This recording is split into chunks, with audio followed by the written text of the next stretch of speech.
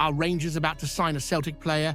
Is Cyriel Dessers dragging Barry Ferguson to the sack? And could our captain be off to the States? From supercomputers predicting heartbreak to boardroom shake-ups and shock transfer twists, this episode is absolutely bursting with drama from start to finish. Want to see these and more Rangers news? Stay until the end.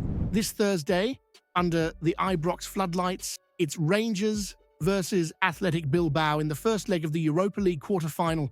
And make no mistake, it's going to be a battle of wills and nerve. Bilbao arrive sitting fourth in La Liga, 6 points behind Atletico Madrid, with some seriously dangerous firepower at their disposal, none more than Nico Williams, who lit up the European Championships for Spain last summer.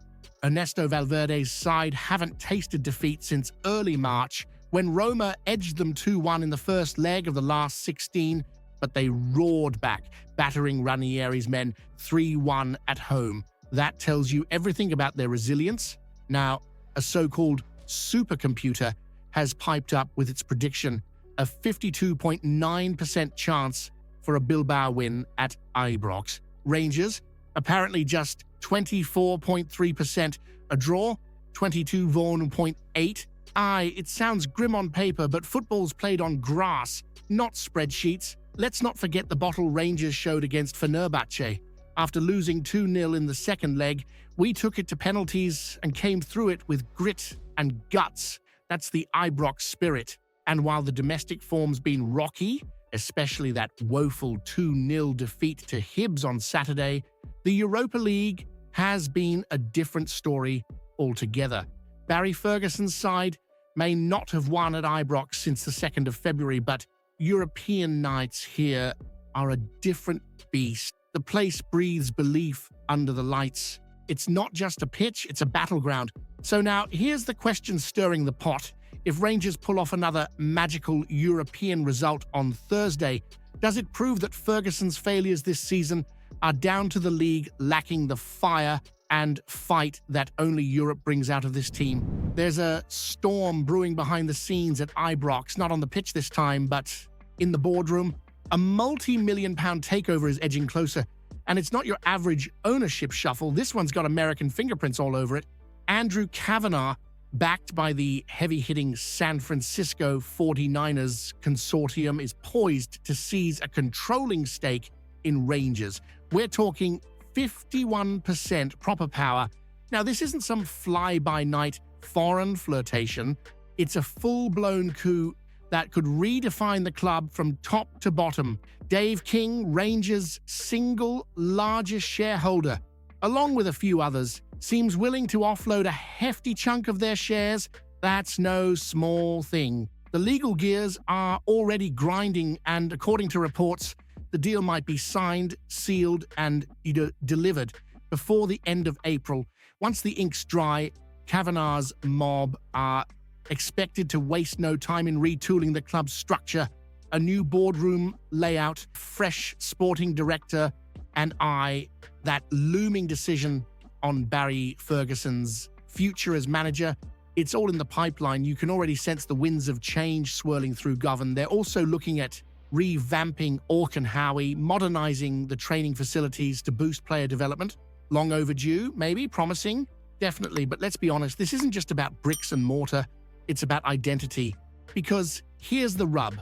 As Patrick Stewart prepares to meet with you later this month, you'll want answers, not just buzzwords like vision or alignment. What does American control really mean for a club like Rangers, rooted in tradition, pride, and a bit of that Glasgow steel? Can you truly trust an ownership group rooted across the Atlantic, tied to an American football franchise, to understand and preserve what it actually means to be Rangers? This summer could see one of the most defining departures in recent Rangers history, with James Tavernier, the club's top earner, reportedly attracting interest from the United States and Italy.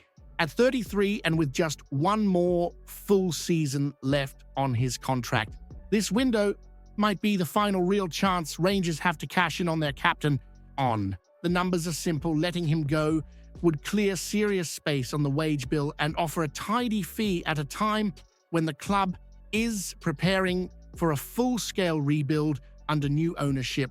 Let's be real, Tavernier's had a mixed run. Moments of magic, plenty of goals from the penalty spot and spells of leadership. But there's also been inconsistency, and he's often found himself deployed out of position, covering cracks in a squad that's lacked proper balance for years. Ferguson and others have relied on him, not out of choice, but because there's been nobody else. Now enter the Americans, the San Francisco 49ers-backed consortium. They're not here to cling to sentiment. They want a squad built for trophies, not nostalgia. And if you're building a title-winning side from scratch, Tavernier likely isn't the first name you'd pen in at right back, yet there's another voice in the debate. Former Rangers defender Alan Hutton. He's urging caution, suggesting that Tavernier should stay and mentor the next generation. Fair point. He knows the badge, the pressure, the weight of that armband. He's lived it. But here's the dilemma. Do you keep a player whose prime has passed just because he knows the club? Or do you make the cold decision and move on for the sake of progress? Has Tavernier become a comfort blanket for Rangers, clung to for familiarity, while other clubs ruthlessly upgrade? Is it finally time to cut ties and stop romanticizing the past in order to build a future fit for silverware? Now, here's a transfer whisper that's enough to set both halves of Glasgow ablaze. Rangers being linked with a summer move for none other than Greg Taylor, the Celtic left-back whose contract's winding down, a free agent, a Scotland international, and someone who, believe it or not, once came through the Rangers youth system. Michael Stewart, normally the first to take a pop at anything involving Ibrox, has stunned a few by backing the move. He reckons Taylor would be a smart bit of business, pointing to his experience, homegrown status, and the fact he's a significant upgrade on both Jefty and Ridvan Yilmaz. And let's be honest, Stewart's not exactly a cheerleader for anything in blue. Chris Boyd also weighed in, suggesting the four-time league winner could add real value.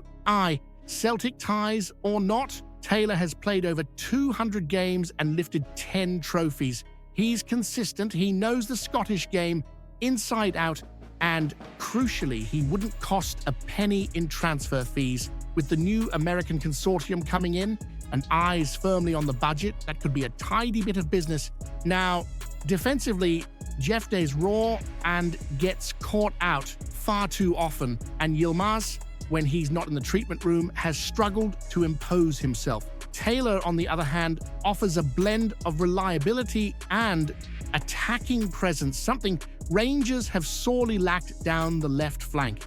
And before you go thinking it's fantasy football, let's not forget Taylor started his footballing journey at Ibrox. He knows what the badge means, the rivalry. He's lived it from both ends. That alone makes this potential move absolutely box office. If Rangers signed Greg Taylor from Celtic on a free, would you welcome him for his talent? Or would his Parkhead past make him untouchable in your eyes? There's frustration in the air at Ibrox, and a fair chunk of it is being aimed directly at Cyriel Dessers. The Nigerian forward has become a lightning rod for criticism after another wasteful display in front of goal, this time during that dire 2-0 home defeat to Hibs. Missed chances, petulant behavior, and a complete lack of composure when it mattered most. And it's not just the support that's losing patience. Keith Jackson didn't mince his words.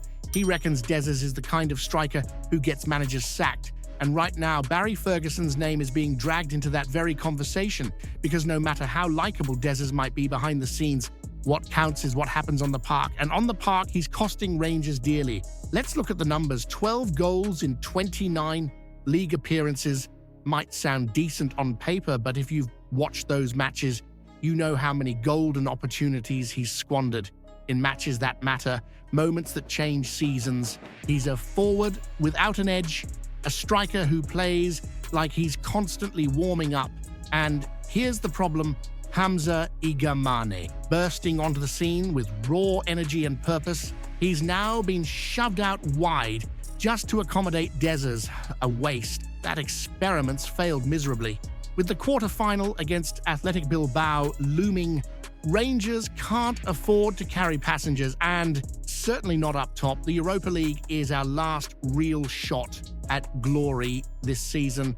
Everything else has slipped through our fingers. Ferguson's loyalty to Dessers might have been admirable at first, but now it's looking like blind faith. If he sticks with him again on Thursday and the result goes south, the pressure won't just fall on the players, it'll be squarely on the manager's shoulders. If Dessers starts against Bilbao and bottles it again, should Barry Ferguson be shown the door the very next day for putting blind loyalty ahead of Rangers' success? If you haven't seen yesterday's video yet, you're missing out. Explosive news about Rangers that'll leave every fan stunned. Go check it out now.